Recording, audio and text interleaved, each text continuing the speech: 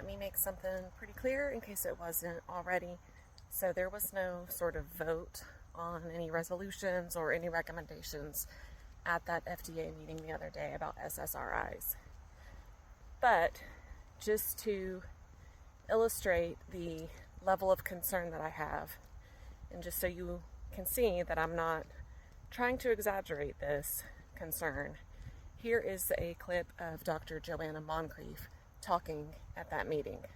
I just wanted to make quite a quick point, actually. It's just, we've talked about how many people present when they're already pregnant, they're already taking antidepressants, and they may have been taking antidepressants for several years by the time they end up in the consulting room. And so we really have to factor into this the fact, as Joseph mentioned earlier, that many people have difficulty coming off these drugs. So we really need, I think, to get these warnings out to people when they're starting antidepressants, and they may have no thought about, becoming pregnant. This may be years and years before they think about having a baby. And we need to get this message out to doctors, and we need a message that is going to discourage the huge rates of prescribing that we have now, so that there are fewer women arriving pregnant in doctors' surgeries, having been on antidepressants for years, and possibly not being able to get off them in pregnancy because because they've been on the drugs for so long, they will experience a real difficulty with withdrawal effects, which will prevent them from coming off.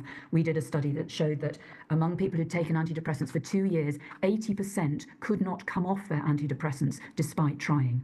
So we really need to go downstream and to reduce the numbers that are starting on these drugs in the first place. Again, I am not trying to argue that SSRIs are some super duper wonderful medication that can do no wrong.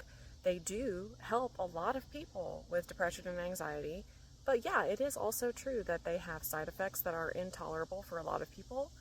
It is also true that people often have a very difficult time coming off of them. That is all true. But the problem still remains that you have a significant number of women experiencing depression and anxiety in pregnancy. So you're talking about trying to drastically decrease the number of childbearing age women taking these medications, whether they plan on getting pregnant or not, but you haven't put any extra things in place to help them. How does this make sense?